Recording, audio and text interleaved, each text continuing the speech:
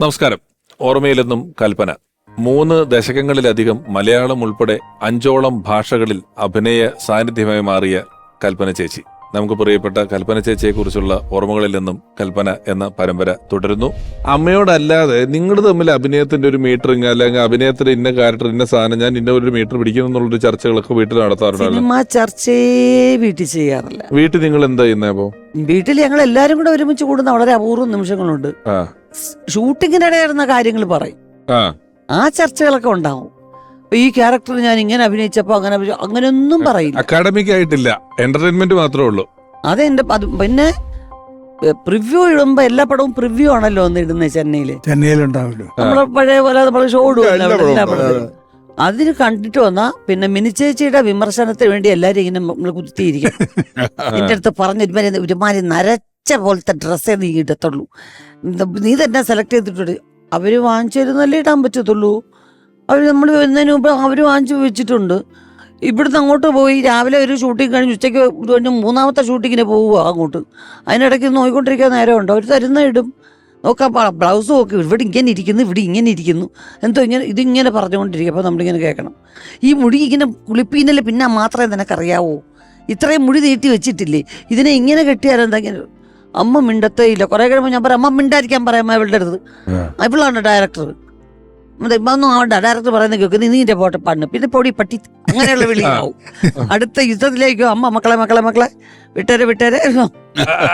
അതാണ് പ്രശ്നം. നമ്മളിപ്പോ പറഞ്ഞല്ലേ, ഞാനിപ്പം UDC പറഞ്ഞു അല്ലെ, ഇതൊക്കെ പറയുമ്പം വേറൊരു കാര്യമുള്ളത്, വേറൊരു പ്രൊഫൈലിന്റെ ഒരു ഏരിയ എന്ന് പറയുന്നത് ഈ സതി ലീലാവതി എന്നൊക്കെ പറയുന്ന പടത്തില് കമൽഹാസൻ സാറിന്റെ ഹീറോയിനാണ്. 2 പേരിൽ ഒരാളാണ്. കമൽ സാറിന്റെ അല്ല, കമൽ സാറിന്റെ ആണോ? സതി ലീലാവതി എന്ന് പറയുന്നത് 2 പെണ്ണുങ്ങളുടെ പേരാണ്. അതെ അതെ, അത് ഒന്ന് ഇതും. പക്ഷെ കമൽ സാറ് ഹീറോയുടെ കൂട്ടുകാരനായിട്ട് വരുക. അപ്പം നാത്തൂനെ എന്ന് വിളിക്കുന്ന പോലെ ആയത്. അതിന്റെ കന്നഡം 20 വർഷത്തിന് ശേഷം ഞാൻ അഭിനയിച്ചു. ആ സിനിമയുടെ തന്നെ ചെയ്തു. രാമ ഭാമ ശ്യാമ എന്നായിരുന്നു അതിന്റെ പേര്. അപ്പം ഭാമ എന്റെ പേരും ശ്യാമ എന്ന് പറയുന്നത് പിന്നെ കമൽ സാറിന്റെ പേരും. ഞങ്ങളുടെ 2 പേരുടെയും പേര് ടൈറ്റില്. രാം എന്ന് പറയുന്നത് ഹീറോ. അങ്ങനെ ആയിട്ട് 20. ഞാൻ അതുകൊണ്ട് സതിയിലില്ലാതെ എനിക്ക് കാണാൻ പറ്റിയിട്ടില്ല ഇതുവരെ. ഈ വിശേഷങ്ങൾ മിനിച്ചേച്ചി പറയും. എടുത്ത സീൻ അതുപോലെ പറയാനറിയാം അവക്ക്. ഒരു ഡയലോഗ് പോലും തെറ്റാതെ പറയും. എല്ലാ കാര്യങ്ങളും നമുക്ക് ഷൂട്ടിംഗ് സ്പോട്ടിൽ നടന്നതിനെ അതൊരു വലിയ കഴിവാണ്. എനിക്കറിയാൻ വയ്യ അങ്ങനെ പറയാൻ. ഒരു മാറ്റവും ഇല്ലാതെ പറയും. ഒരു മാറ്റവും ഇല്ല. കഥ പറഞ്ഞ് ഫലിപ്പിക്കുന്നത്. ഇങ്ങനെ വന്നു, ഇങ്ങനെ നിസാർക്ക നടന്നു വന്ന് അവിടെ ഇരുന്നപ്പം വേണിച്ചേട്ടൻ ഷൂട്ടിങ്ങിന്റെ ഇടയ്ക്ക് ഇങ്ങനെ വന്നു. അതിങ്ങനെ അപ്പം നമ്മളിങ്ങനെ എല്ലാം ഇങ്ങനെ കാണാം. ആ ലൊക്കേഷനിൽ നടന്നൊക്കെ നമുക്ക് കാണാം. എന്നോട് തിരിച്ചവള് ചോദിക്കുമ്പോഴേ ആരൊക്കെ വന്നിരുന്നു അവിടെ? ഞാൻ പറഞ്ഞ എല്ലാവരും വന്നു, ഓരോ ദിവസം ഓരോരുത്തർ വന്ന് എത്ര നീ ഓർമ്മയില്ല. അപ്പൊ നീ ഡയറിയിൽ എല്ലാം എഴുതി വെക്കുന്ന നിനക്ക് ഓർമ്മയുണ്ടല്ലോ. ഞാൻ പറഞ്ഞാൽ ഡയറി എടുത്ത് വായിക്കും. അപ്പോൾ അവിടെ മോഹൻലാൽ അന്ന് നല്ല ഏതോ ഒരു ഡ്രസ്സ് ഇട്ടുകൊണ്ട് വന്നപ്പം ഇങ്ങനെ ആലപ്പി ഉഷ പറഞ്ഞെന്ന് ഇങ്ങനെ പറഞ്ഞു. അത് ഉഷ എടുത്ത് ചോദിച്ചു നോക്കി, ഞാൻ കണ്ടില്ല മോഹൻലാൽ വരുന്ന സിനിമയുടെ ഡ്രസ്സേ ഇട്ടുള്ളൂ, എനിക്ക് പറയാൻ അറിയത്തില്ല. ഇതൊരു ഭയങ്കര ദേഷ്യമാവും. അവർക്ക് വിശേഷം കേൾക്കണം. അതുമല്ല, ഈ കഥാപാത്രങ്ങൾക്ക് അപ്പുറമുള്ളൊരു നർമ്മബോധം. ഇപ്പൊ അശ്വൻ ചന്ദ്രൻ ചേച്ചി നമ്മളൊക്കെ ആണെങ്കിലും ഈ കൽപ്പന ചേച്ചി കുറെ നാള് മിമിക്രി പരിപാടികളുടെ ജഡ്ജ്മെന്റ് പരിപാടിക്ക് ഇരുന്നിട്ടുണ്ട്, ജഡ്ജായിട്ടിരുന്നിട്ടുണ്ട്. കോമഡി ഷോയിൽ ഇഷ്ടംപോലെ ജഡ്ജായിട്ട്. അപ്പം ഞാൻ ചെയ്തിട്ടുള്ള പരിപാടിയിൽ ഉൾപ്പെടെ വന്നിട്ടുണ്ട്, ഇരുന്നിട്ടുണ്ട്. അപ്പൊ ഈ ജഡ്ജ് ചെയ്യുമ്പം കുറച്ച് കറക്റ്റ് കാര്യങ്ങൾ പറയും. ചിലർ ഈ സ്കിറ്റൊക്കെ ആയതുകൊണ്ട് അവിടെ എന്തെങ്കിലും ഒരു എന്റർടൈൻമെന്റ് എന്നുള്ളതിനപ്പുറം പറയേണ്ട ആവശ്യകതകൾ അതിനില്ല. ശരിക്കും വേണമെങ്കിൽ കുറച്ചുകൂടെ കറക്റ്റായിട്ട് കാര്യങ്ങൾ പറയുകയും അതിന്റെ ഒരു നർമ്മബോധം ഉണ്ടല്ലോ, അത് ജഡ്ജ് ചെയ്യുന്ന സമയത്തും ഒരു നർമ്മബോധം. അത് ഞാനിപ്പോ ഓർക്കുന്നത്, ഒരു ദിവസം ഒരു സ്കിറ്റ് കഴിഞ്ഞു. അപ്പം അധികം വേദനിപ്പിക്കാതെ പറയും. ചിലരിത് ചെയ്യുന്ന ഒരാളാവുമ്പോ, ഇപ്പൊ നമുക്കൊക്കെ ആണെങ്കിലും ഇപ്പൊ അശോകൻ ചേട്ടൻ വന്നിരുന്നാലും നമ്മളിത് ചെയ്യുന്നതിന്റെ ബുദ്ധിമുട്ട് അറിയാവുന്ന, ഒരു സ്റ്റേജിൽ ഒരു സ്കിറ്റ് കളിക്കുന്നതിന്റെ ബുദ്ധിമുട്ട് അറിയാവുന്ന നമ്മൾ കളിച്ച ഒരാളെ ഇതായിട്ട് ചെയ്യൂല. അപ്പൊ ഒരുത്തർ ഇച്ചിരി ഉഴപ്പിയിട്ടൊക്കെ ചെറുതായിട്ട് പല പണിയൊക്കെ കാണിച്ചിട്ട് അവസാനം ഇവന്റെ സ്കിറ്റ് ഭേഷ പൊളിഞ്ഞു എന്ന് പറഞ്ഞാല് അടപടലമായിപ്പോയി. ക്യാമറാമാരുൾപ്പെടെ ആ ഫ്ലോറ് മരിച്ചു വിടുവലായിപ്പോയി. അത്ര നേരം ശരിയൊക്കെ നിർത്തിയിട്ട് കൽപ്പന ചേച്ചി ജഡ്ജ് ചെയ്യാൻ തുടങ്ങിയപ്പം ഇവരുടെ, എന്റെ കുഞ്ഞെ 2 റൗണ്ടും കൂടെ കഴിഞ്ഞാൽ ഇതിന്റെ ഫൈനലല്ലേ, നീ ഇപ്പൊ എക്സ് സങ്കല്പിച്ചോ അവന്റെ പേര്, അവനുണ്ട്, അതുകൊണ്ടാണ് ഞാൻ പറയുന്നതല്ലേ. അപ്പൊ എക്സ്, നീ ഇത് 2 റൗണ്ട് കഴിഞ്ഞാൽ ഫൈനലല്ലേ, നീ ഇപ്പൊ ഇങ്ങനെ ഉഴപ്പിയല്ലേ എങ്ങനെ ശരിയാവും, അതെന്താ ചെയ്യാവുന്നത്, അത് നിനക്ക് ഇങ്ങനെ ഉത്തരവാദിത്തമില്ല, നിങ്ങൾ ഇത്ര റൗണ്ട് എത്തിയില്ലേ, 10 ലക്ഷം രൂപയെ നിങ്ങൾ ഇത്ര അടുത്തെത്തിയിട്ട് നിങ്ങൾ ഇങ്ങനെ കുറെ നേരം പറയാം. അപ്പൊ ഇവൻ പെട്ടെന്ന് ഇവൻ ഇച്ചിരി കണ്ണൊക്കെ നിറഞ്ഞിട്ട് പോലെ, കാരണം ചേച്ചി സ്നേഹത്തോടെ അവരോട് കരയേണ്ട ആവശ്യമൊന്നുമില്ല. ഇവന് അവിടെ ഒരു ചെറിയ കൃഷി ഇറക്കി. ഇവനൊന്ന് കണ്ണ് നിറഞ്ഞാലൊക്കെ കാണിച്ചിട്ട് പറഞ്ഞു, ചേച്ചി ഞാൻ സ്കിറ്റ് പഠിച്ച സമയത്ത് വേറെ 4 പേരായിരുന്നു, അവര് 4 പേരും കൂടി ഇന്നലെ രാത്രി എന്നെ ചതിച്ചു, അവരാരും ഇന്ന് വന്നില്ല, ഒരു ചെറിയ വഴക്കല്ല. ഇവര് ഈ 4 പേരെ എനിക്ക് ഇന്ന് രാവിലെ കിട്ടിയതാണ്. ഇന്ന് രാവിലെ കിട്ടിയ 4 പേരെ വെച്ചിട്ടാണ് ഞാനിപ്പോ ഈ 1 മണിയാകുമ്പോഴത്തേക്ക് ഈ സ്കിറ്റ് ഇവിടെ അവതരിപ്പിച്ചത്. ചേച്ചി, എന്നിട്ട് അവര് 4 നന്നായല്ലോ, നീ എങ്ങനെ ഇത്രയും മോശമായ?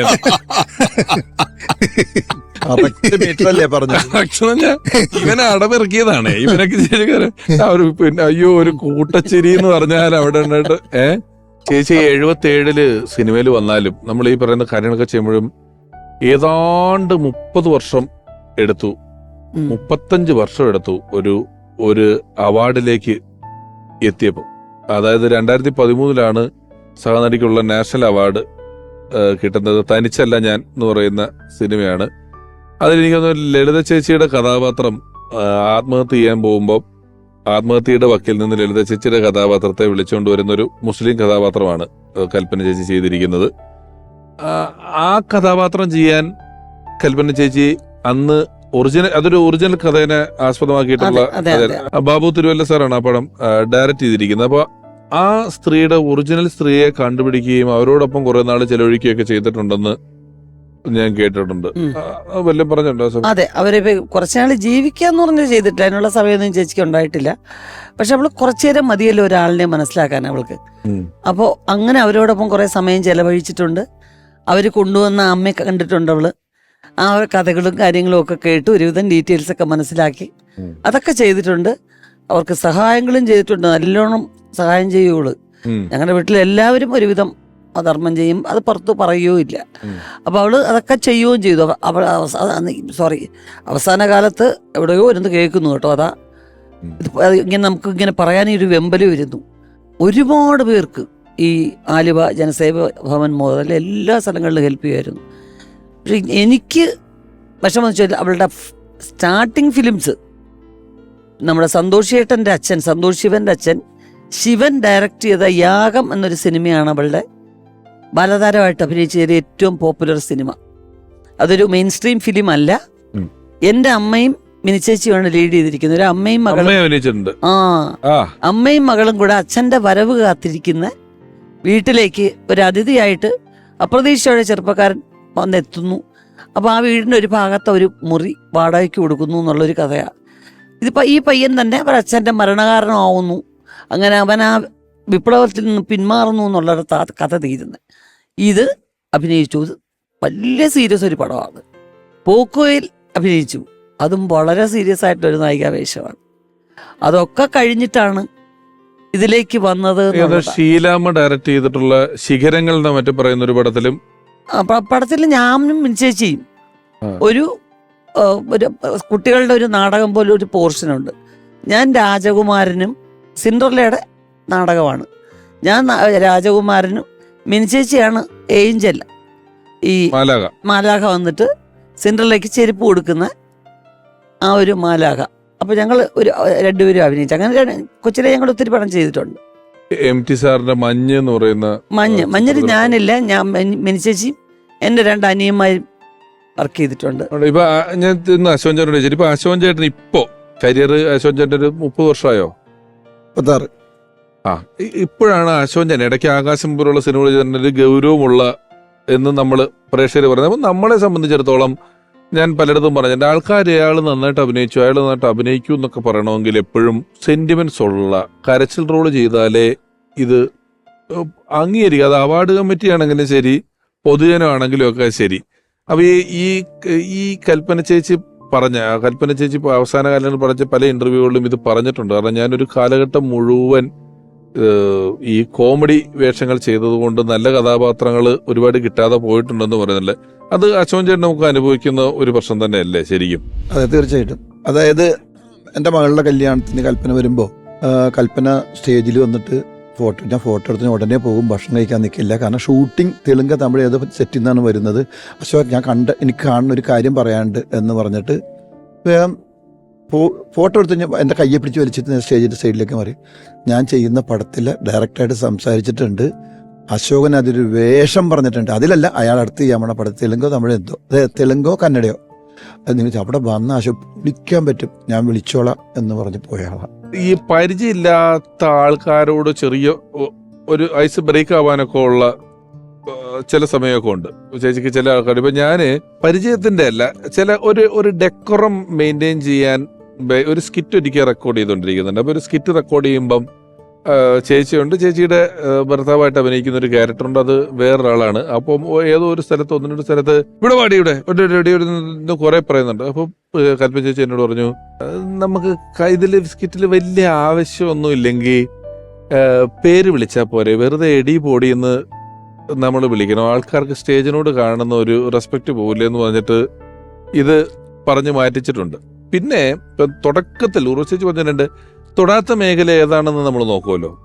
അതിൽ ഞാൻ നോക്കുമ്പോൾ നമ്മുടെ വിനീത് ശ്രീനിവാസൻ പലവട്ടം കാത്തു നിന്ന് എന്നുള്ള പാട്ട് ചെയ്തപ്പോ അതിനൊരു വിനീത് ശ്രീനിവാസൻ പാട്ട് സലീമേട്ടനാണല്ലോ അഭിനയിച്ചത്, അതിനൊരു മറുപടി പാട്ട് ചെയ്തിട്ടുണ്ട് ഉഷാ ഉതുപ്പും കൽപ്പന ചേച്ചിയും കൂടെ.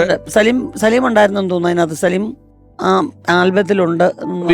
വിനീത് ശ്രീനിവാസൻ ചെയ്തതിനകത്ത് സലീമേട്ടനുണ്ട്, ഉഷാ ഉതുപ്പും കൽപ്പന ചേച്ചിയൊക്കെ കൂടെയാണ് ഇതിന്റെ ഒരു മറുപടി പാട്ട് അന്ന് ചെയ്തു വെച്ചിട്ടുണ്ട്. പലവട്ടം കാത്തു നിന്നാൽ ഇത് ഈ അരമന വീട് 500 ഏക്കർ തന്നെ പടം ചെയ്തുകൊണ്ടിരിക്കുമ്പോൾ അവിടെ അഭിനയിക്കാനായിട്ട് നല്ല സൈസുള്ളൊരു ചെറുപ്പക്കാരൻ വന്നു, ഒരു പയ്യൻ. അപ്പൊ അവന് അതിൽ വേഷം ഇല്ലാത്തത് കൊണ്ട്, അനിൽ ബാബു ആണ് അത് ഡയറക്റ്റ് ചെയ്യുന്നത്. അപ്പൊ അതിന് വേഷം ഇല്ലാത്തതുകൊണ്ട് പിന്നീട് പോകെ ഒരു 2-3 ദിവസം കഴിഞ്ഞപ്പോൾ അതിനടുത്ത പ്രൊഡക്ഷൻ ലൊക്കേഷൻ മാനേജറായിട്ട് മാറി പാവം. പിന്നെ ആൾക്കാരെ മാറ്റാനും പിടിക്കാനും ഭക്ഷണം കഴിക്കുന്ന നമ്മൾ കൊണ്ടുപോകാനും ഇരുത്താനും ഒക്കെ ആളായി, കിട്ടിയാലൊരു വേഷവും ചെയ്യാം, അങ്ങനെയായി. അത് കഴിഞ്ഞിട്ട് ഞാനും ജയറാമും ആ വീട്ടിൽ നിന്ന് രക്ഷപ്പെട്ടു പോകുന്നൊരു സംഭവമുണ്ട്, മനയിൽ നിന്ന് രക്ഷപ്പെട്ടു പോകുന്നു. അന്ന് അതിൽ അന്ന് ആ പുഴ ഒരു കുളം ഉണ്ട്, അതിൻ്റെ ആ കുളത്തിൻ്റെ അങ്ങോട്ട് രാത്രി ഒളിച്ചിങ്ങനെ വരുമ്പോൾ പെട്ടെന്നൊരാള് പൊങ്ങണം കുളത്തിൽ നിന്ന്, അവിടെ ഒരു ഞെട്ടല്, അവിടുന്ന് ഓടി ഹൈഡ് ചെയ്യണം, അതൊക്കെയാണ് സംഭവം. എന്നാൽ അത് ആ വേഷം അയാൾക്ക് കൊടുക്കാം. അങ്ങനെ അയാൾ വേഗം തന്നെ ഞാൻ റെഡി എന്നൊക്കെ പറഞ്ഞു ഓർത്തൊക്കെ കൊടുത്ത്, ഇയാൾ രാത്രിയാണത് ക്യാമറയൊക്കെ വെച്ച് ലൈറ്റപ്പ് ഒക്കെ ചെയ്തിട്ടുണ്ട്, ഇതിൽ മുങ്ങി നിന്നോ, സമയമാകുമ്പോൾ നമ്മൾ വിസിലടിക്കും പൊങ്ങി വന്നാൽ മതി. ആക്ഷൻ പറഞ്ഞു. നമ്മൾ പതുക്കെ ഞാനും ചേരാൻ കൂടി നടന്ന് സ്റ്റെപ്പ് ഇങ്ങനെ ഇറങ്ങി ഈ കുളത്തിൻ്റെ അടുത്ത് വന്നപ്പോഴില്ല, വിസിലടിച്ചാലും നോക്കുമ്പോൾ 2 കാലാണ് ഫ്രെയിമിലേക്ക് വന്നത്. കാരണം ഇയാൾക്ക് നീന്താൻ അറിയില്ല. ഒരു കഴിഞ്ഞ ഒരു അപകടം ഉണ്ടായേനെ. അപ്പൊ കൽപ്പന അവിടെ ഇരിപ്പുണ്ട്. കൽപ്പന എല്ലാവരും അനിലിനും ബാബുവിനൊക്കെ കുറേ വഴക്കും, നിങ്ങൾക്ക് അറിയില്ല അയാൾക്ക്, ഞങ്ങൾക്ക് എങ്ങനെ അറിയാം അയാൾ ചെയ്യാന്ന് പറയുമ്പോ അങ്ങനെയല്ല നമ്മൾ വിശ്വസിക്കുള്ളൂ, അത് അവരുടെ കുഴപ്പമില്ലല്ലോ. ഇത് കഴിഞ്ഞ് പിറ്റേ ദിവസം കുറച്ച് ആർട്ടിസ്റ്റുകൾ കുറവാണ്. പിറ്റേ ദിവസം രാവിലെ അപ്പൊ അനിലും ബാബും കൂടി പറഞ്ഞു സോങ് എടുക്കാൻ, ഞാനും കൽപ്പനയുണ്ട്, സോങ് എടുക്കാൻ. പിന്നെ അവിടെ ഒരു വയലിൽ പോയി ഞങ്ങനെ വയലിൻ്റെ വരമ്പത്തൊക്കെ ഇങ്ങനെ പുറഞ്ചാരി ഇരുന്ന് സോങ്ങിൻ്റെ കട്ടൊക്കെ എടുത്തുകൊണ്ടിരിക്കുന്നത്. അപ്പോഴും ഈ പയ്യനുണ്ട്, ഞാനൊക്കെ അവിടെ പൊയ്ക്കളഞ്ഞാൻ, ഇവനവിടെ ഉണ്ട്. അപ്പൊ പൂക്കളൊന്നുമില്ല, ഈ വയൽ മാത്രം വെച്ച് നമ്മൾ കുറെ നേരം ഇങ്ങനെ എടുത്തോണ്ടിരിക്കുന്നതിന് പിന്നെ അവിടെ പോണം. മലമ്പുഴ ഗവി എന്നങ്ങനെ സ്ഥലമില്ലേ, മലമ്പുഴയിലൊരു സ്ഥലം ഉണ്ടല്ലോ, അവിടെ കോളാമ്പി പോലെ ഇപ്പൊ ലോയി സാറിന്റെ പടത്തിന്റെ ഷൂട്ട് ചെയ്താണ്. അപ്പൊ ഇവൻ എല്ലാ സെറ്റും നടക്കുന്നുണ്ട്, അത് മനസ്സിലായി. നീളത്തിൽ വെളുത്ത കോളാമ്പി, ഇത് കോളാമ്പിയിലെ പൂക്കൾ ഇപ്പൊ ഷൂട്ട് ചെയ്തോളൂ, അവിടെ ഉണ്ട്, കംപ്ലീറ്റ് ഉണ്ടെന്ന് പറഞ്ഞു. നേരെ ബിജുവിന്റെ, നമ്മുടെ തിരുവനന്തപുരത്ത് ബിജു ഇല്ലേ, ബൈജുവിന്റെ വണ്ടിയിൽ ഞാനും പിന്നെ ഇവൻ നമ്മുടെ ആ വണ്ടി തന്നെ കയറി. പിന്നെ കൽപ്പനയൊക്കെ ആദ്യമേ പോയി, വണ്ടി ഇവിടുന്ന് ഷിഫ്റ്റായി നേരെ മലമ്പുഴക്ക് സോങ് എടുക്കാൻ വേണ്ടിയിട്ട്. വേറെ വർക്കില്ല, ആർട്ടിസ്റ്റുകളും ഇല്ല. അപ്പം ഞങ്ങൾ പതുക്കെ പോയിണ്. അവർ വണ്ടി യൂണിറ്റ് പോയി, എല്ലാം പോയി. അവിടെ ചെന്ന് അപ്പോൾ അവിടെയും കൽപ്പന ഉണ്ട് കേട്ടോ. അവിടെ ചെന്ന് ഞങ്ങളിങ്ങനെ ഇറങ്ങിയപ്പോൾ എല്ലാവരും ഇങ്ങനെ നിൽക്കുക, എല്ലാ യൂണിറ്റ് അടക്കം എല്ലാവരും നിൽക്കുകയാണ്. ബൈജു പക്കം ഇറങ്ങി, ഞാനും ഇറങ്ങി കഴിഞ്ഞപ്പോൾ കൽപ്പന ഓടി വന്നു പറഞ്ഞ മറുപടി, അശോക ഇവിടെ അയാൾ പറഞ്ഞ പൂവില്ലേ, ഒന്നുമില്ല, ഒരു പൂവുണ്ട്. അല്ല, അയാൾ വേറെ വണ്ടിയില്ലായിരുന്നു, സോറി, അയാൾ വേറെ വണ്ടിയിലായിരുന്നു, ഞങ്ങൾ ബൈജുവിൻ്റെ വണ്ടിയിൽ. ആ പൂവ് ഒട്ടുമില്ല, ഇവിടെ ഒന്നുമില്ല, ഒരു പൂവുണ്ടായിരുന്നു. അത് ഇവനെ വണ്ടി എന്ന് പറയുമ്പോൾ അവനെ കണ്ടപ്പോൾ ആ പൂവും താഴെ വീണെന്ന്. അത്ര ട്രാവൽ ചെയ്ത് വന്നതിന്റെ വിഷമം അങ്ങോട്ട് പോയി, കാരണം ചിരിച്ചു പോയി.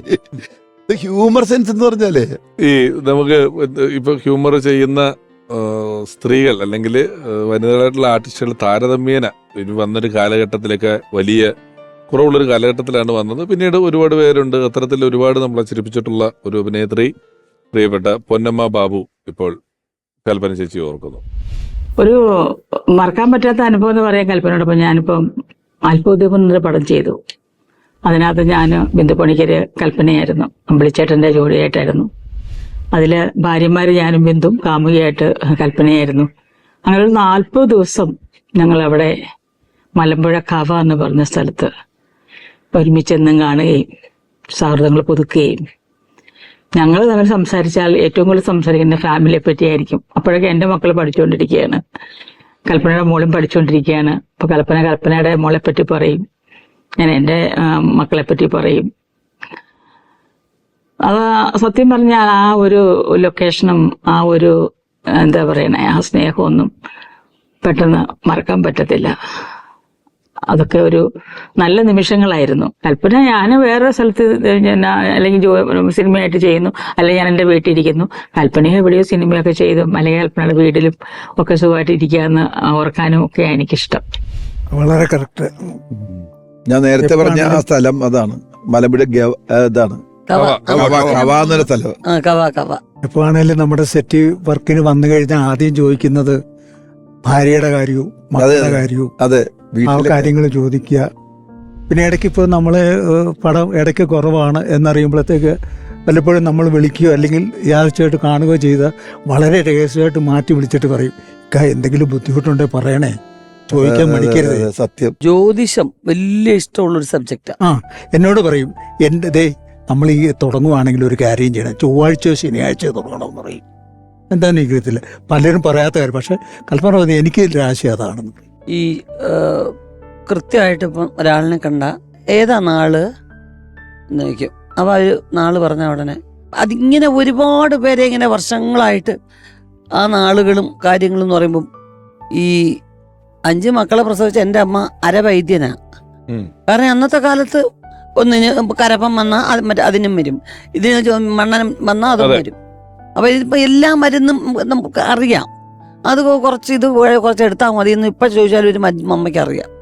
ചോദിച്ചിട്ട് കറക്റ്റായിട്ട് നമ്മുടെ അടുത്ത് പറയും, ഇന്ന നാളാ തിരുവോണമാ, ഇയാൾ തിരുവോണമാ, അവര് തിരുവോണമാ, ഇതിന് തിരുവോണമാ, ഇവർക്ക് ഈ സ്വഭാവങ്ങൾ കാണും, ഇന്നതൊക്കെ പറ്റും.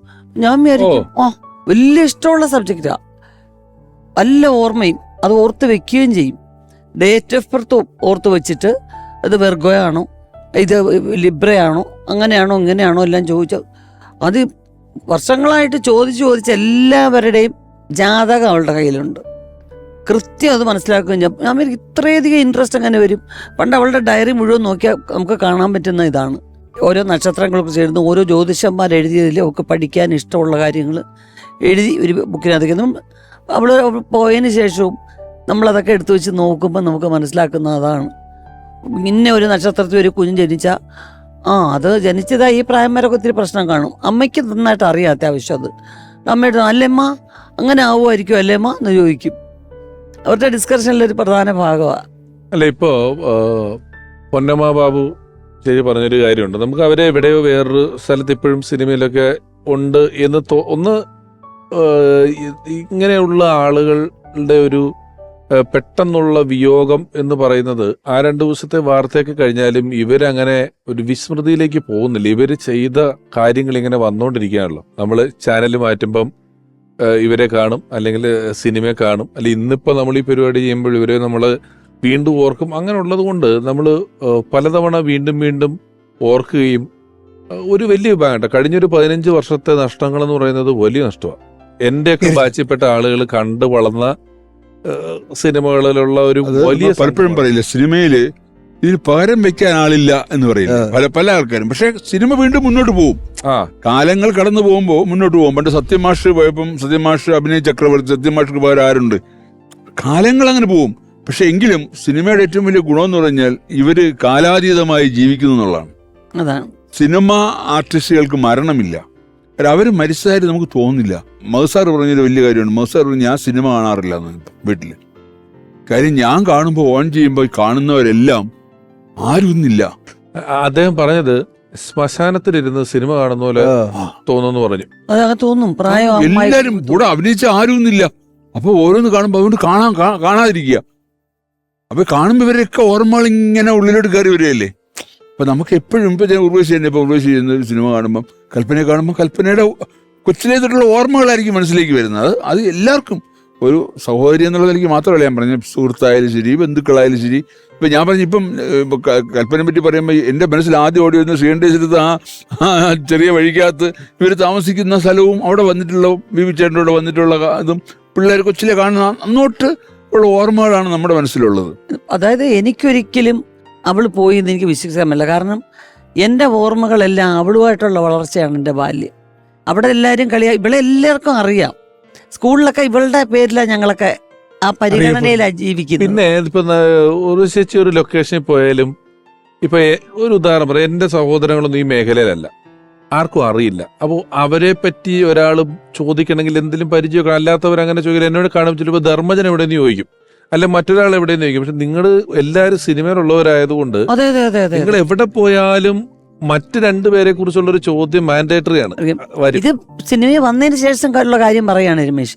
ഞാൻ പറയുന്നത് ട്രിവാൻഡ്രത്ത് അതിന് മുൻപേ ചോദിക്കും ഞങ്ങൾ ആരെ കണ്ടാലും, കൽപ്പന എവിടെയുള്ള വലിയ ക്ലാസ്സിലെ ചേച്ചിമാര് വെയിറ്റ് ചെയ്യും സ്കൂൾ വിട്ടിട്ട് ഇവിടെ മത്സരിച്ച് വീട്ടിൽ കൊണ്ടുപോകാൻ, മിമിക്രി മോണോ ആക്ടിങ് കാണിക്കാൻ. കൽപ്പന ഇന്ന് എന്റെ വീട്ടിൽ പോവാ കൽപ്പന, കഴിഞ്ഞ ആഴ്ചയും പറഞ്ഞു കൽപ്പന നാളെ വരാമെന്ന്. അച്ഛൻ്റെ അടികൊള്ളണം. Home delivery. കൽപ്പനയ്ക്ക് ഏറ്റവും വലിയ ഗുണം ഇൻഹിബിഷൻസ് ഇല്ലാത്ത ആളാ. എന്ത് കാര്യവും അയ്യോ പറഞ്ഞിട്ടാണോ അബദ്ധമായോ പറഞ്ഞത് മണ്ടത്തരായോ. ദിവസവും വൈകുന്നേരം വെളിയിറങ്ങി, സ്കൂളില്ലാത്ത ദിവസം വെളിയിറങ്ങി വാച്ച് കെട്ടിക്കൊണ്ടുപോകും. അപ്പൊ അമ്മയ്ക്കും അച്ഛനുമേ വാച്ചുള്ളൂ, ഞങ്ങൾക്കൊന്നും വാച്ചില്ല. അപ്പൊ അമ്മ രാവിലെ പോകുമ്പോ ഒരു വാച്ച് എടുത്തു കൊണ്ടുപോകും ആകാശവാണിയിൽ, അച്ഛൻ വെളിയിൽ പോകുമ്പോ ഒരു വാച്ച് എടുക്കും. ഞങ്ങൾക്ക് വാച്ചില്ലല്ലോ. അവൻ വന്ന് ക്ലോക്കൊന്നും വീട്ടിലില്ല. വെളിയിൽ ഇറങ്ങി ഒന്ന് നിൽക്കും വൈകുന്നേരം. എനിക്കൊരു ഷടി മാത്രമേ ഉള്ളൂ. മിനിച്ചേച്ചിക്ക് ഒരു കൊച്ചു പെറ്റിക്കോടും. അവിടെ നിന്ന് പോകുന്ന ആൻറ്റി എടുത്ത്, ആൻറ്റി മണി എത്രയായി എന്ന് ചോദിക്കും. 4 മണി. തൊട്ട് പറയാം, ഈ ആൻറ്റി ഇങ്ങനെ പോകുന്നതിൻ്റെ ഇവിടെ ഒരു ആൻറ്റി വരുന്നുണ്ട്. ഈ ആൻറ്റി ഇങ്ങോട്ട് പോയി ഇവർ വന്ന് റീച്ച് ആയണേ, ആൻറ്റി മണി എത്ര, ഇവർക്കൊക്കെ അറിയാം, അവരെവിടുന്നേ കേട്ടോണ്ട് വരിക സ്ഥിരം. 4:01. വീണ്ടും അടുത്ത ആംഗിൾ വരും, മമ്മ മണി എത്രയായി. ഇതെല്ലാവർക്കും അറിയാം. ഒരു ദിവസം ഞങ്ങളെ കണ്ടില്ലെങ്കിൽ ഇവിടെ വന്ന് അമ്മണി പിള്ളേരെവിടെ പോയി, മണി ചോദിക്കാൻ ആളിനെ കണ്ടില്ല ചേച്ചി, വന്നില്ല, സ്കൂളിൽ വന്നില്ല, അല്ലെങ്കിൽ അതാണ്ട് അമ്മയുടെ അങ്ങോട്ട് പോയി, ഞാൻ ഇപ്പം അങ്ങോട്ട് പോകും. ഇതൊരു ഫേമസ് ആയിരുന്നു. എന്നെ കണ്ടില്ലെങ്കിൽ അവരൊക്കെ ചോദിക്കും കുമസൻ ഇവിടെ പോയി, വക്കീൽ മാത്രമേ ഉള്ളല്ലോ എന്ന് പറയും. ഇനി ചേച്ചി കണ്ടില്ലെങ്കിൽ എന്നോട് ചോദിക്കും വക്കീലേടെ മോളെ, വക്കീലെ അമ്മച്ചിയുടെ വീട്ടിൽ പോയി. അപ്പം എൻ്റെ ആ ബാല്യം, എൻ്റെ മാനറിസംസും അങ്ങനെ എല്ലാം അവള് വഴി ഉള്ളതാണ്. പിന്നെ നമ്മൾ ജീവിതത്തിന്റെ വഴി തിരിഞ്ഞല്ലേ പറ്റൂ അങ്ങോട്ടും ആയപ്പോഴും. മാനറിസംസ് എന്ന് പറയുമ്പോൾ സിനിമയിൽ ഞാൻ വന്നതിന് ശേഷം പറയും, മിനിച്ചേച്ചി കുറെ താമസിച്ച് ചെയ്ത ക്യാരക്ടേഴ്സിന് എന്നെ ഇമിറ്റേറ്റ് ചെയ്യാന്ന് ചില വീട്ടികൾ പറയും. അവളെപ്പോലെ ചെയ്യുന്നു എന്ന്. അവളെപ്പോലെ ഞാനാ ചെയ്യുന്നത്, അതിവർക്കറിയില്ലല്ലോ. അല്ലാതെ എനിക്ക് അഭിനയിക്കാൻ ഒരു കഴിവുമില്ല. ഞാൻ ഒരു സ്റ്റേജും കയറിയിട്ടില്ല. സ്റ്റേജിൽ കയറി 3 പേരെ കൊണ്ട് നിർത്തിയ മിനിച്ചേച്ചി അപ്പോഴേ പറയും, ടീച്ചർ ആൻറ്റി വേണ്ട, എവിടെ ബോധം കെട്ട് വീഴും അവിടെ എന്ന് പറയും. സ്റ്റേജിൽ തുറന്ന് 2 പേരും 2 ഭാഗത്തൂടെ ഇങ്ങനെ പിരിഞ്ഞ് അനക്കേറ മലയിലേന്ന് പറയുമ്പോൾ പിള്ളേരൊക്കെ മിനിച്ചേച്ചിയെ നോക്കി ക്ലാപ്പ് ചെയ്യും. എല്ലാവർക്കും ഭയങ്കര ഫേമസ് അല്ലേ. കുറെ ഇവിടെ പക്ഷെ നിങ്ങൾ സ്റ്റേജിൽ കയറില്ലെന്ന് പറഞ്ഞാല് 3 പേര് ഒന്നിച്ചുള്ള ഡാൻസ് ഫോട്ടോസ്, അതൊക്കെ ഞങ്ങൾ ആർട്ടിസ്റ്റ് ആയതിനു ശേഷമാണ് രമേശ്. ഞാൻ പറഞ്ഞ ഞങ്ങളുടെ ബാല്യകാലമാണ്. ആ സമയത്ത് കയറ്റി കൊണ്ട് നിർത്തിയ ഉടനെ തന്നെ. കാരണം രാധാന്റിയുടെ വീട്ടില്, ടീച്ചർ ആന്റിയുടെ വീട്ടില് അവരുടെ ചേച്ചി അമ്മയുടെ കൂട്ടുകാരിയാ. വീട്ടിൽ ഈ പറഞ്ഞതുപോലെ കളർ ജ്യൂസും ബിസ്ക്കറ്റൊക്കെ വെച്ച് പിള്ളേരെ പഠിപ്പുകാരെ വെക്കുന്ന പോലെ വെക്കും.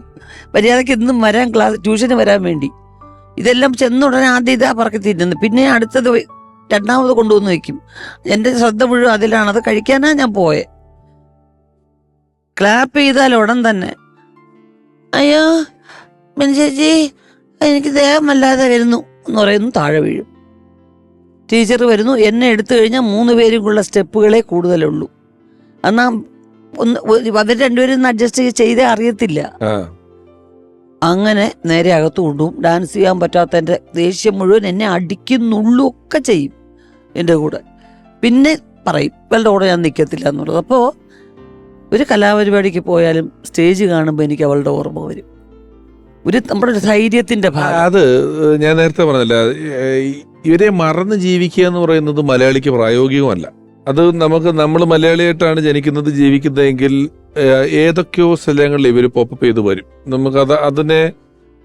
നമുക്ക് ഈ ബോധ്യങ്ങൾ, ഇത് ഇങ്ങനെ സംഭവിച്ചു, ഇന്നതാണ്, ഇന്നത് ലോകത്ത് നടന്നു കഴിഞ്ഞു എന്ന ഉത്തമ ബോധ്യം കൊണ്ട് നമ്മൾ അതിനെ പാസ് ചെയ്ത് മുന്നോട്ട് പോകാന്നുള്ളതിനപ്പുറം മറന്നു ജീവിക്കുക എന്നുള്ളത് വലിയ പാടാണ്. കൽപ്പന ചേച്ചിയെ പറ്റി ഒരുപാട് സിനിമകൾ നമുക്ക് സമ്മാനിച്ചിട്ടുള്ള പ്രിയപ്പെട്ട TS സുരേഷ് ബാബു സാർ പറയും. കൽപ്പന എൻ്റെ ഒരു ചിത്രത്തിലേ അഭിനയിച്ചിട്ടുള്ളൂ, ഉപ്പുണ്ട പ്രദേശത്തിൽ. അതിൽ ആക്ച്വൽ ഹീറോയിൻ എന്ന് തന്നെ പറയാം. അതിൽ 5 നായകന്മാരാണ്. അത് രാജ്ചാൻ, ക്യാപ്റ്റൻ രാജുവിൻ്റെ വൈഫായിട്ടാണ് അഭിനയിച്ചത്. സീരിയസും കോമഡിയും സെന്റിമെന്റ്സും എല്ലാം കലർന്നൊരു വേഷമായിരുന്നു. അത് വളരെ ഗംഭീരമായിട്ട് അവർ അഭിനയിച്ചു. കുടുംബപരമായിട്ട് ഞാനും കൽപ്പനയുടെ കുടുംബമായിട്ട് നല്ല ബന്ധമുണ്ട്. അതായത് ചവറച്ചേട്ടൻ VP, അദ്ദേഹമായിട്ട് ഞാൻ വർക്ക് ചെയ്യാൻ പറ്റിയിട്ടുണ്ട്. കൽപ്പനയുടെ അമ്മയായിട്ട് ഞാൻ വർക്ക് ചെയ്തിട്ടുണ്ട്. അതുപോലെ തന്നെ കലാരഞ്ജിനി, ഉർവശി, എല്ലാവരും അവരുടെ ബ്രദേഴ്സൊക്കെ ആയിട്ട് എനിക്ക് വർക്ക് ചെയ്യാനുള്ള ഒരു അവസരങ്ങൾ ഉണ്ടായിട്ടുണ്ട്. ഞാൻ അസിസ്റ്റൻ്റായിട്ട് വർക്ക് ചെയ്യുന്ന സമയത്തും ഡയറക്റ്റ് ചെയ്യുന്ന പടങ്ങളിലെല്ലാം. എന്തായാലും കൽപ്പന എനിക്ക് സ്വന്തം സിസ്റ്റർ പോലെയായിരുന്നു. അത്രയും ബന്ധമായിരുന്നു. ഞങ്ങൾ ഒരു പടം വർക്ക് ചെയ്തിട്ടുണ്ടെങ്കിലും അത്രയും അടുപ്പമായിരുന്നു. അപാരമായ ഒരു കലാകാരിയായിരുന്നു. ഇൻസ്പെക്ടർ ബൽറാം എന്നൊക്കെ പറയുന്ന സിനിമയിൽ, ഒരു സിനിമ തന്നെ ചേട്ടാ, അതായത് പോലീസിലാ ജോലി. പോലീസിൽ റാങ്ക് കൂടിയ ഒരു ഉദ്യോഗസ്ഥയാണ് കൽപ്പന ചേച്ചി. ജഗദീഷ് ഏട്ടൻ റാങ്ക് കുറഞ്ഞ ഒരാളാണ്. അപ്പൊ ജോലി സ്ഥലത്ത് ജഗദീഷ് ഏട്ടനെ ഭയങ്കരമായിട്ട് ഹറാസ് ചെയ്യുകയും ഓർഡർ ചെയ്യുകയും ക്രിറ്റിസൈസ് ചെയ്യുകയൊക്കെ ചെയ്യുന്ന ആളാണ്. വീട്ടിൽ വന്ന ജഗദീഷ് ഏട്ടന്റെ ഭാര്യ, പുള്ളിയുടെ കോംപ്ലക്സാ. പുള്ളി വീട്ടിൽ ഭർത്താവ് എന്നുള്ള ഒരു സുപ്പീരിയോറിറ്റി അധികാരം ഉപയോഗിച്ച് ഭയങ്കരമായിട്ട് ചീത്ത വിളിയും. ആ പടത്തില് വീട്ടിലെ കൽപ്പന ചേച്ചിയും സ്റ്റേഷനിലെ കൽപ്പന ചേച്ചിയും ഭയങ്കര വ്യത്യാസമുള്ള, ഭയങ്കര ചേഞ്ചാണ്. കാരണം അവിടെ ഇൻസ്പെക്ടറാണ്, ഇയാൾക്ക് കോംപ്ലക്സ്. എനിക്ക് ശശിയേട്ടൻ എന്ന് പറഞ്ഞ ഡയറക്ടറോട് പറ്റിയ ഏറ്റവും വലിയ ബഹുമാനം അതാണ്. കാരണം ഈ കോമഡി ചെയ്യുന്ന എല്ലാ ആർട്ടിസ്റ്റിനെയും സീരിയസ് റോൾസ് കൊടുക്കാൻ ധൈര്യം കാണിച്ചൊരു ഡയറക്ടർ ശശിയേട്ടനാണ്. അതിപ്പം പിന്നെ കുതിരവട്ടം പപ്പു എന്ന് പറഞ്ഞ ഒരു മഹാനടനെ മറ്റു പടങ്ങളിലുള്ള പോലെയല്ല, ആൾക്കൂട്ടത്തിൽ തനിയിലൊക്കെ ഇനി ഇറക്കി താഴെ കടത്താം എന്നൊക്കെ പറയുന്ന കഥാപാത്രം. എല്ലാവരെയും, പിന്നെ കുഞ്ഞാണ്ടി മാഷ് മുതൽ ബഹദൂർ അങ്കിൾ മുതൽ, അതൊരു ധൈര്യമാണ്. കാസ്റ്റിംഗ് എന്ന് പറയുന്നത് അങ്ങനെ ചെയ്യണം എന്ന് പറയുന്നതിന് ഒരു ഡയറക്ടർ, അതിന് അദ്ദേഹത്തിന് ഭയങ്കര ധൈര്യമാണ്. കാരണം മറ്റൊരു ഡയറക്ടർക്കും അന്ന് ഉണ്ടായിട്ടില്ല. ഇന്നത്തെ തലമുറയിലെ ഡയറക്ടേഴ്സിനോട് എനിക്ക് അങ്ങേയറ്റം ബഹുമാനം അതാണ്.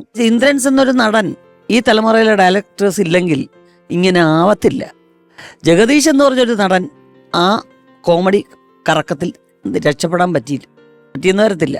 ഇവർക്ക് അതിനുള്ള ധൈര്യം ഉണ്ടായി. അന്ന് ഡയറക്ടേഴ്സിന്റെ ധൈര്യക്കുറവ് കൊണ്ട് മാത്രമല്ല കേട്ടോ, ബിസിനസ് ഇല്ല. കോമഡി ചെയ്യുന്ന കൽപ്പനയെ കൊണ്ട് വളരെ സീരിയസ് റോൾ ചെയ്താൽ ബിസിനസ് ആകുമെന്നുള്ള വിശ്വാസം നമുക്കല്ലേ. വ്യവസായമാണല്ലോ, അതില് അവർക്ക് ഏറ്റവും മാത്രമല്ല ഏറ്റവും കൂടുതൽ ഹ്യൂമർ കൂടെ ചെയ്യുന്ന, എല്ലാം മിക്സ് ചെയ്യുന്ന ഒരു ഓൾറൗണ്ടറാണ് വേണുചേട്ടൻ. പക്ഷെ വേണുചേട്ടൻ അധികം ചെയ്ത കോമഡി സിനിമകളാണ് കൽപ്പന ചേച്ചി അഭിനയിച്ചത്. സീരിയസ്ലി ഞാൻ അഭിനയിച്ചിരിക്കുന്നത്. പിന്നെ നിസർക്കാണെങ്കിലും ഒരു അവരുടെ ആ ഒരു അവസ്ഥയാണ്. അതിലൊരു കാര്യം കൂടെ, ആ ധൈര്യം ഏതെങ്കിലും ഒരു ഡയറക്ടർ കാണിക്കുന്ന ഒരു പോയിന്റിൽ പ്രൂവ് ചെയ്യേണ്ട ഉത്തരവാദിത്വം വലിയ തോതിൽ ഉത്തരവാദിത്വമാണ്. അത് IV ശശി ദാമോദരൻ മാഷ് അന്നത്തെ ഏറ്റവും വലിയ അഡ്രസ് ഉള്ള ഒരു ഫസ്റ്റ് റോയിൽ നിൽക്കുന്ന ഡയറക്ടർ ആയതുകൊണ്ടാണ്. ആരുണ്ടായാലും ഇല്ലെങ്കിലും ഒരു പുതുമുഖത്തിനെ കാണിച്ചാലും റഹ്മാനെ 2 സീനിൽ കാണിക്കാൻ അന്ന് ധൈര്യം കാണിക്കുന്നത് IV ശശി മാത്രമേ ഉള്ളൂ. ഉണ്ട്. ഇപ്പോ ഈ കൽപ്പന ചേച്ചിയുടെ വീണ്ടും പറഞ്ഞ ഡോൾഫിൻ ബാർ എന്ന് പറയുന്ന പടത്തിൽ സുരേഷ് ഏട്ടന്റെ നായികയാണ്. നേരത്തെ പറഞ്ഞില്ലേ, ഏത് ഭാഷയും പിടിക്കാനായിട്ട് തിരുവനന്തപുരം ഭാഷ കാര്യമായിട്ട് പിടിച്ചിട്ടുള്ളതാണ്. ഇനി ഏറ്റവും ഒടുക്കം നമ്മൾ ആലോചിച്ചാലും ചാർലി എന്ന് പറയുന്ന സിനിമയിലെ ക്യൂൻ മേരി എന്ന് വിളിക്കുന്ന ഒരു ക്യാരക്ടറാണ്. അങ്ങനെ ബാംഗ്ലൂർ ഡേയ്സിൽ എന്ന് പറയുന്ന ഒരു ക്യാരക്ടർ വരുമ്പോൾ നമ്മൾ കണ്ടോണ്ടിരുന്ന ഒരു കൽപ്പന ചേച്ചി ആയിരുന്നില്ല. ഞാൻ നേരത്തെ പറഞ്ഞിടത്ത് ഒരു വലിയ വെല്ലുവിളി എന്താ വെച്ചാൽ, ഞാനൊരു സ്ഥലത്ത് പറഞ്ഞിട്ടുണ്ട്, ഇപ്പം വളരെ പോപ്പുലർ ആയിട്ടുള്ള ഒരു ഡിറ്റർജന്റ് കമ്പനി, നമ്മളൊക്കെ വീട്ടിൽ ഉപയോഗിക്കുന്ന ഏതൊരു കമ്പനി ആലോചിച്ചോ, ഇവർ നാളെ ഒരു ചായപ്പൊടി ഇറക്കുകയാണ്. വളരെ നല്ല ഏറ്റവും ക്വാളിറ്റി ഉള്ള ചായപ്പൊടിയാണേലും ഈ ചായപ്പൊടി മേടിച്ച് കുടിക്കാൻ ആളുകൾ മടിക്കും. ഇതിനൊരു ചെറിയ പത കണ്ടാൽ പോലും മറ്റേതാണോന്ന് സംശയിക്കും. അപ്പൊ ചേച്ചി പറഞ്ഞ ബിസിനസ് ഇല്ല ഇങ്ങനെയുള്ള ആർട്ടിസ്റ്റ് അതാണ് എന്ന് പറഞ്ഞിട്ടാണ്. കാരണം ഈ ഡിസ്ട്രിബ്യൂട്ടറാണ് അന്ന് പടം വന്ന് ഏറ്റെടുക്കേണ്ടത്. ഇന്നത്തെ രീതിയിലല്ല. അന്ന് അവര് വന്ന് ഇത് ഏറ്റെടുത്ത് ഒരു ബഡ്ജറ്റ് ഇട്ട് അവർക്ക് നമ്മൾ പടം കൊടുത്ത് അവരും കൂടെ നമുക്ക് പൈസ തന്നിട്ടാണ് നമ്മൾ പടം പ്രൊഡ്യൂസ് ചെയ്തുകൊണ്ടിരിക്കുന്നത്. നിർബന്ധാവസ്ഥയിലെത്തുകയാണ്. പിന്നെ വേറൊന്ന്, നമ്മൾ ഗൗരവമുള്ള കഥാപാത്രം ചെയ്യുമ്പോഴും അല്ലാത്തൊക്കെ ആൾക്കാർ ഈ ചെയ്യുന്ന കഥാപാത്രങ്ങളുടെ സ്വഭാവത്തോട് വ്യക്തിയുടെ കഥാപാത്രം ഭയങ്കര ഇണങ്ങി നിൽക്കും ഒരുപാട് പേർക്ക്. എനിക്കങ്ങനെ പലരെ പറ്റിയൊക്കെ തോന്നിയിട്ടുണ്ട്. കഥാപാത്രങ്ങളുടെ സ്വഭാവമായിട്ട് വലിയ മാറ്റങ്ങള് പിന്നെ വേറൊന്നും ഉണ്ടാവില്ല. അതിനകത്ത് ആ. ഈ സീരിയസ് ക്യാരക്ടേഴ്സ് ചെയ്യാൻ ഒരുപാട് ആർട്ടിസ്റ്റുകളുണ്ട്. അതെ, അതൊരു വലിയ ഘടകമാണ്. ഹ്യൂമർ ചെയ്യാൻ പറ്റുന്ന ആള് വേണ്ടേ? ആള് വേണ്ടെന്ന് തീർച്ചയായിട്ടും വേണം. അതായത് അശോക് പറഞ്ഞ പോലെ കൽപ്പനയ്ക്ക് പകരം വയ്ക്കാൻ ആ സമയത്ത് ആരുണ്ട് ഹ്യൂമർ ചെയ്യുന്ന ഒരു ആർട്ടിസ്റ്റ്? പക്ഷെ ആർട്ടിസ്റ്റിന്റെ ഭാഗത്തുനിന്ന് ചിന്തിക്കുമ്പം കുറച്ച് കഴിയുമ്പം ഒരേ പ്ലേറ്റിൽ പോവാൻ പക്ഷെ അങ്ങനെ പോയാലും സിനിമയ്ക്ക് അങ്ങനെ ക്യാരക്ടർ വരുമ്പോ അതേ ആലോചിക്കത്തുള്ളൂ. അത് അവരെ അങ്ങനെ സ്വാർത്ഥമായിട്ട് ചിന്തിക്കുക, അത് ആ റോള് പോലെ എന്നും കൂടെ പറയും. അതിനകത്ത് വന്ന് ആ റോള് പോലെ ഒരെണ്ണം വെക്കണം എന്നും കൂടെ പറയും. അതാണ് പിന്നെ വേറൊരു കാര്യം കൂടി ഉണ്ട്. ഏത് ആർട്ടിസ്റ്റ് ആണെങ്കിലും ഏത് കലാകാരനാണെങ്കിലും കലാകാരിയാണെങ്കിലും നമ്മൾ എന്ത് വേഷം ചെയ്താലും നമ്മളതായിട്ടുള്ള ഒരു സാധനം, ഒരു ചെറിയ സംഭവം ഉണ്ടാവും. ഏത് കാലത്തും ഇപ്പം അശോകനാണെങ്കിലും ഉർവശി ആണെങ്കിലും കൽപ്പനയാണെങ്കിലും ഏത് ആർട്ടിസ്റ്റ് ആണെങ്കിലും നമ്മൾ എന്ത് ക്യാരക്ടർ ചെയ്താലും നമ്മളുടെ എവിടെയെങ്കിലും ഒരു സാധനം കുറച്ചായിട്ട് കിടപ്പുണ്ടാവും. അത് സ്വാഭാവികമാണ്. ഇപ്പൊ ചേച്ചി പറഞ്ഞ കാര്യമുണ്ടല്ലോ, ഈ എഴുതുന്ന ആള് മനസ്സിൽ കണ്ട് എഴുതിയാൽ റിപ്പീറ്റേ വരുള്ളൂ.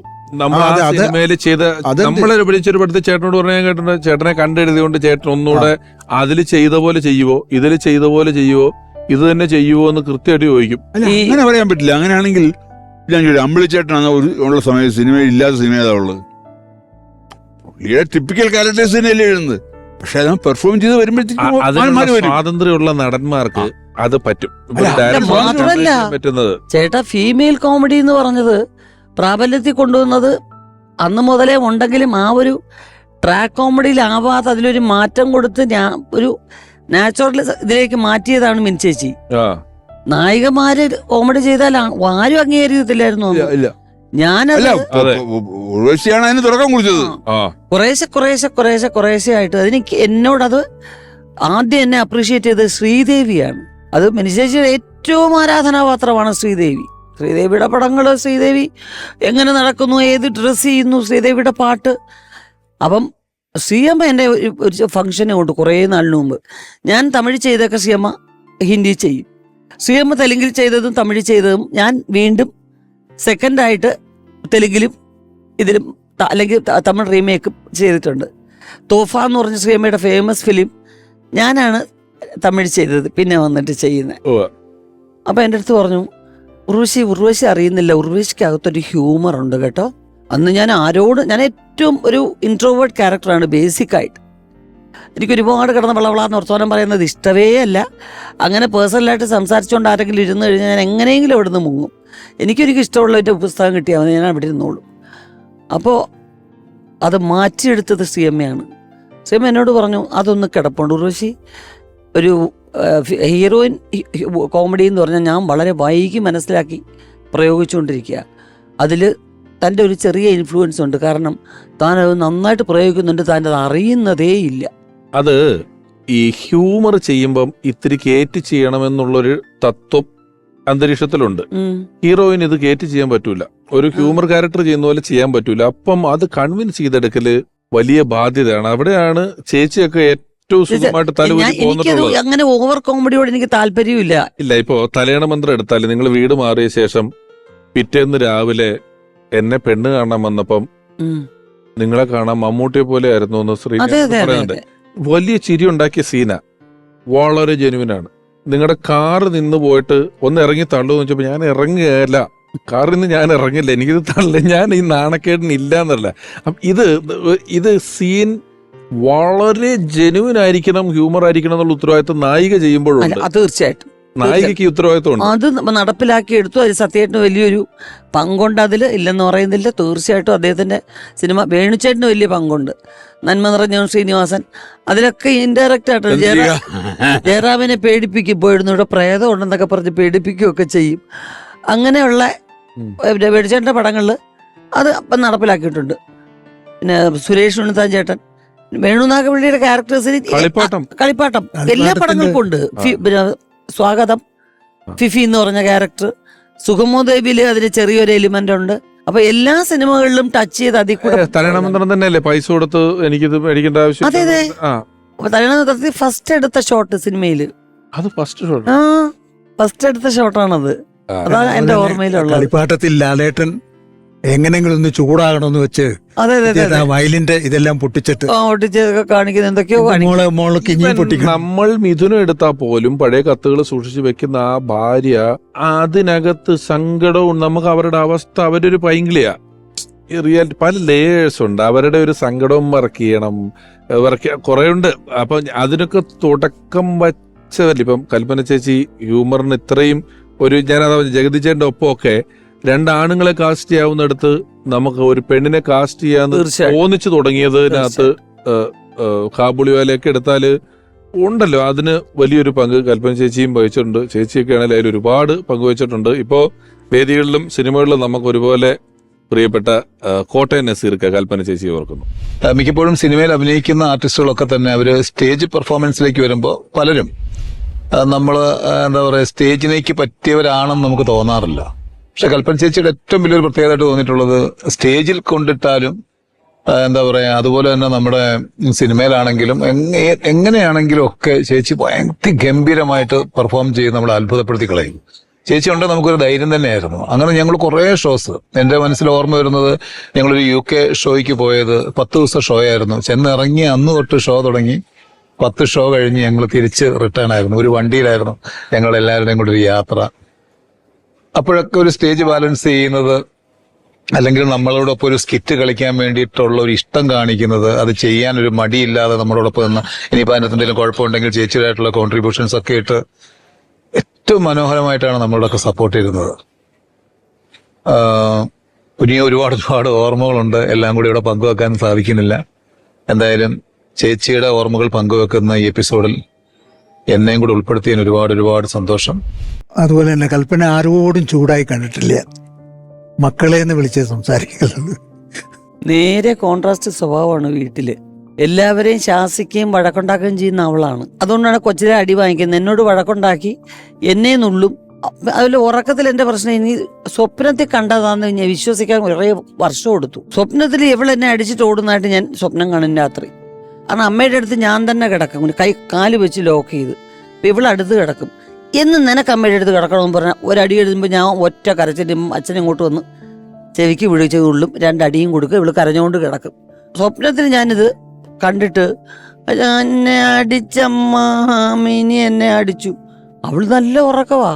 ഇത് സ്വപ്നമാണെന്നറിയത്തില്ല. അച്ഛനപ്പം എന്തിയേ ചൂരരെന്തിയേ നോക്കൂ, അയ്യോ അത് സ്വപ്നം കണ്ടേച്ച് വിളിക്കുക, എണീച്ചിരിക്കും. മക്കളെ അത് സ്വപ്നമാണ് മക്കളെ. പിറ്റേന്ന് രാവിലെയും പറയും. അച്ഛൻ കൊണ്ടുവന്ന് തരുന്ന ഈ അന്ന് കേക്കൊക്കെ വലിയ സംഭവമല്ലേ വെളിയിൽ നിന്ന് കൊണ്ടുവരുന്നത്. അടുക്കിനടുക്കിനൊരു ഒരു കേക്കും അതിനിടയ്ക്ക് വെണ്ണയും ഉണ്ട്. ഈ സാധനം സ്ഥിരം കൊണ്ടുവരും. ശാന്ത ബേക്കറിയിൽ നിന്ന് വാങ്ങിച്ചു കൊണ്ടുവരും അച്ഛൻ. ഇത് എല്ലാവർക്കും ഓരോന്നും തരുമ്പോൾ ഞാനിത് കുറേ നേരം വെച്ചേക്കും. വലതേ വെച്ച് ഇടത് കൊണ്ട് തിന്നു. ഇങ്ങനെ ഇത് നമുക്ക് കണ്ടോണ്ടിരിക്കാൻ പറ്റുമോ? ഒറ്റ അതിലിങ്ങനെ എടുത്തിട്ട് ഇങ്ങനെ വെയിറ്റ് ചെയ്യും. ആരെങ്കിലും ഉണ്ടെന്ന് കലച്ചേച്ച് പിന്നെ പാതി കൊടുക്കും അവള്. എൻ്റെ തരുമ്പോൾ ഞാൻ തരത്തില്ല എന്ന് പറഞ്ഞ് ഇങ്ങനെ ആക്കും. പിന്നെ പരുതുംകാലിൽ പോയി എന്ന് വിചാരിച്ചാൽ മതി. എണീറ്റ് അങ്ങോട്ട് പോകുന്ന കാണാം. നേരെ അവിടെ നിന്ന് കറങ്ങിയടിച്ച് ഇതുവഴി വന്ന് എടുത്തോണ്ട് ഒരൊറ്റ പോക്കാണ്. ആ പ്രദേശത്ത് പിന്നെ കാണത്തേ ഇല്ല. അവളെ കാണത്തില്ല. കരഞ്ഞ് വിളിച്ച് കരഞ്ഞാൽ എനിക്ക് ശ്വാസം നെറുകെ കയറി ഇങ്ങനെ ആവും. പിന്നെ എടുത്തോണ്ട് ഓടി പൈപ്പിന്റെ ചോട്ടി കൊണ്ടുവന്ന് വെള്ളം തലയിൽ ഒഴിക്കണം. അപ്പം ഇങ്ങനെ ആവും. ഈ കുഴപ്പമുള്ളതുകൊണ്ട് ആരെങ്കിലും എന്നെ നോക്കാൻ എപ്പോഴും വീട്ടിലുണ്ടായിരുന്നു. അപ്പൊ എവളാ കരയിക്കുന്നത്. ഇപ്പൊ എവിടെ വേറെ ഒന്നി ക്യാമ്പിൽ നിർത്തിയിട്ട് എന്നെ വീട്ടിലോട്ട് കൊണ്ടുപോകും. അല്ലെ അവളെ അവിടെ നിർത്തിയേച്ചില്ല. കോഴിയും കുറുക്കനെയും പുല്ലും കൂടെ ഒരുമിച്ച് കൊണ്ടുപോകാനൊക്കത്തില്ലെന്ന് പറഞ്ഞാൽ കടങ്ങാതെ മിക്കവാറും ഈ ഒരുമിച്ച് സ്കൂളിൽ മാത്രമേ ഉള്ളൂ. അവളെങ്ങാനും അച്ഛൻ പറഞ്ഞാൽ നിന്നെ ഈ വീട്ടിൽ നീ കയറരുത്, നിന്നെ കൊന്നുകളയുന്ന ഭീഷണിപ്പെടുത്തി അമ്മ എന്നും അയക്കുന്നത്. ഈ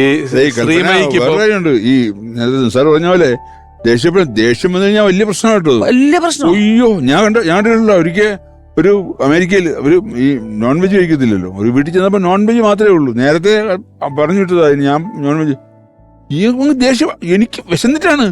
ഈ ഷോയും കഴിഞ്ഞ് വരുന്നതാണ്. ഷോയും കഴിഞ്ഞ് നമുക്കറിയാലോ അമേരിക്കയിൽ പോകുമ്പോൾ വീടുകളിലാണല്ലോ ഭക്ഷണം. അവിടെ വെച്ചേ പറഞ്ഞു എനിക്ക് വെജിറ്റേറിയൻ കഴിക്കുള്ളൂ. അവിടെ ചെന്നാൽ വെജിറ്റേറിയൻ സാധനമേ ഇല്ല. അങ്ങോട്ട് ഫയർ ചെയ്ത് ഇറങ്ങി പൊക്കളഞ്ഞ് എനിക്കിപ്പോ വണ്ടി വേണം, എനിക്കിപ്പോ ഹോട്ടലിൽ പോകണം, എനിക്കിപ്പോ റൂമിൽ പോകണം എന്നിട്ട് ബഹളമായി. ചേച്ചി കൽപ്പന ചേച്ചിയുടെ മകള് ശ്രീമയിക്ക് ഇങ്ങനത്തുള്ള ഈ കലയും പരിപാടികളൊക്കെ ഉണ്ടോ? തീർച്ചയായിട്ടും. പക്ഷെ അവളുടെ മിനി ചേച്ചിയുടെ പേഴ്സണലായിട്ടുള്ള വ്യക്തി ജീവിതത്തിൽ അവൾ കാണിക്കുന്ന തമാശകളെല്ലാം അങ്ങനെ തന്നെ പകർത്തിയിരിക്കുന്നത് എൻ്റെ മുകളിലാണ്. കുഞ്ഞാറ്റ അവൾ അതെല്ലാം കാണിക്കുന്നത്. അവളുടെ മരിച്ചതിന് ശേഷം അവളെപ്പോലെ എൻ്റെ മോള് പെരുമാറുന്ന കണ്ടാണ് അമ്മ ആശ്വസിച്ചുകൊണ്ടിരുന്നത്. അങ്ങനെ അവളുടെ മകള് എന്നെ പോലെയാണ്, കൊച്ചിലെ ഞാൻ പെരുമാറുന്ന പോലെ കാര്യമായിട്ട് പെരുമാറാനും പക്വതയോടെ കൈകാര്യം ചെയ്യാൻ അറിയാം. ഹ്യൂമർ പെർഫോം ചെയ്യാൻ ഇഷ്ടമാണ് അവൾക്ക്, പെർഫോം ചെയ്യും. പക്ഷെ അത് അധികം വീട്ടിലെ അധികം പ്രയോഗം ഇല്ല. അങ്ങനെ കൽപ്പന ചേച്ചി, ഞാൻ കൽപ്പന എന്ന് പറഞ്ഞൊരു പുസ്തകവും എഴുതിയിട്ടുണ്ട്. അതിലും വായിക്കുന്ന അനുഭവങ്ങളൊക്കെ വളരെ വലുതാണ്. ഒരുപക്ഷെ നമ്മൾ ഇന്നോളം മറ്റൊരു ചാനലിലോ പരിപാടികളിലോ നമുക്കറിയാവുന്നതിനോ കേട്ടിട്ടുള്ളതിനോ ഒക്കെ അപ്പുറമുള്ള ഒരു ബാല്യകാലത്തെ ഒരുപാട് അനുഭവങ്ങളാണ് ഉർവശി ചേച്ചി ഇന്ന് നമ്മളോട് പങ്കുവെച്ചത്. അതിൽ കേക്ക് എടുത്തുകൊണ്ട് പോകുന്നത് മുതൽ, ഒന്നിച്ച് സ്കൂളിൽ പോകുന്നതും, വടിയേരിയിൽ നിന്ന് സമയം ചോദിക്കുന്നതും മുതൽ, ആ കുട്ടിക്കാലം തൊട്ട് കൽപ്പന ചേച്ചി നമ്മളെ വിട്ടുപിരിഞ്ഞു പോയ ക്യൂൻ മേരി എന്ന ചാർലിയിലെ കഥാപാത്രം വരെയുള്ള ഒരു ജീവിതം. ആ ജീവിതത്തിന്റെ ഒരുപാട് ഏടുകളിലൂടെയാണ് നമ്മൾ പോയത്. പ്രിയപ്പെട്ട നിസാർ സാർ അദ്ദേഹത്തിന്റെ ചിത്രങ്ങളുടെയും വ്യക്തി എന്ന നിലയിലുള്ള ഓർമ്മകൾ പങ്കുവച്ചു. വിജി തമ്പി സാറും അതുപോലെ തന്നെ ഒരുപാട് ഓർമ്മകൾ നമ്മളുമായിട്ട് പങ്കുവച്ചു. വേദികളിലും സിനിമകളിലും ഒരുപാട് തവണ കൽപ്പന ചേച്ചിയോടൊപ്പം നമ്മളെ പൊട്ടിച്ചിരിപ്പിച്ചിട്ടുള്ള അശോകൻ ചേട്ടൻ കൽപ്പന ചേച്ചിയുടെ നല്ല ഓർമ്മകൾ നമ്മളോട് പങ്കുവച്ചു. ഇന്ന പ്രായം അല്ലെങ്കിൽ ഒരു മനുഷ്യൻ ഇത്ര പ്രായത്തിലാണ് നമ്മെ വിട്ടു പോകേണ്ടത് എന്നൊന്നുമില്ല. അതിന് പ്രത്യേകിച്ച് കണക്കുകളൊന്നും ഇല്ല. ഈയിടെ എവിടെയോ വായിച്ചതാണ്, നമ്മൾ ഓരോരുത്തരുടെയും ജനനം നമുക്കറിയാമെന്ന് പറയുന്നത് പോലെ മരണവാർഷികം നമ്മൾ എല്ലാ കൊല്ലവും കടന്നു പോകുന്നുണ്ട്. അത് ഏത് ഡേറ്റാന്ന് നമുക്കറിയില്ല എന്ന് മാത്രമേ ഉള്ളൂ എന്ന് പറഞ്ഞതുപോലെ നമ്മെ വിട്ടുപിരിയേണ്ട ഒരു കാലത്തിലോ പ്രായത്തിലോ സമയത്തിലോ ഒന്നുമല്ല കൽപ്പന ചേച്ചി നമ്മളെ വിട്ടുപിരിഞ്ഞു പോയത്. എങ്കിലും ചെയ്തു വെച്ച ഒരുപാട് കഥാപാത്രങ്ങൾ, ഉണ്ടാക്കി വെച്ച വലിയ വലിയ സൗഹൃദങ്ങൾ എല്ലാം ഇന്നും അവരെ നമ്മളുടെ മനസ്സിൽ ജീവനുള്ളതായി നിലനിർത്തുന്നു. ഓർമ്മയിൽ നിന്നും കൽപ്പന എന്ന ഈ ലക്കം ഇവിടെ അവസാനിക്കുകയാണ്. ഇനി നമുക്ക് ആൽബം സൈൻ ചെയ്യാം.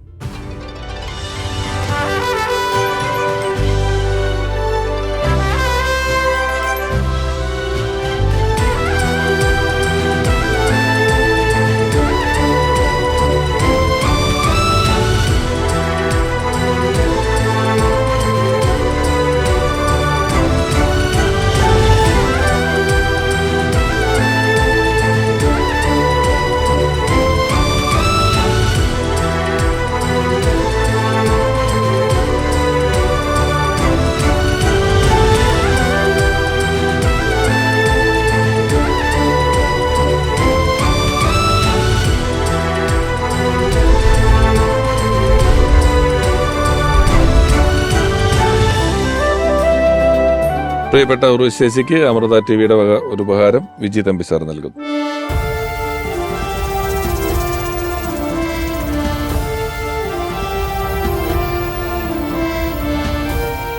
കൽപ്പന നാനാർത്ഥമുള്ള ഒരു പദമാണ്. കൽപ്പന എന്ന വാക്കിന് മലയാളത്തിൽ രണ്ടർത്ഥങ്ങളുണ്ട്. ഒന്ന് ആജ്ഞ എന്നാണ് അർത്ഥം, രാജകൽപ്പന എന്നൊക്കെ നമ്മൾ ഉപയോഗിക്കുന്നത് അവിടെയാണ്. മറ്റൊന്ന് ഭാവനാത്മകമായി വർണ്ണിക്കുക, കാൽപ്പനികതയുള്ള കാര്യങ്ങൾ എന്നൊക്കെ പറയുന്ന രീതിയിലാണ്. ഈ പേരുമായി മലയാള സിനിമയിലേക്ക് എത്തി വളരെ ശക്തിയുള്ളതും പ്രാധാന്യമുള്ളതുമായ കഥാപാത്രങ്ങളും ഭാവനാസമ്പുഷ്ടമായ നർമ്മരസപ്രധാനമായ കഥാപാത്രങ്ങളുമെല്ലാം മലയാളിക്ക് സമ്മാനിച്ച് വെള്ളിത്തിരയിൽ നിന്നും നാം അറിയാത്ത മറ്റൊരു ലോകത്തേക്ക് പോയ കൽപ്പന ചേച്ചിയുടെ ഓർമ്മകളുമായുള്ള ഓർമ്മയിൽ നിന്നും കൽപ്പന എന്ന ഈ ലക്കം ഇവിടെ പരിപൂർണമാവുകയാണ്. അടുത്ത ലക്കത്തിൽ നമുക്ക് വളരെ പ്രിയപ്പെട്ട മറ്റൊരാൾ.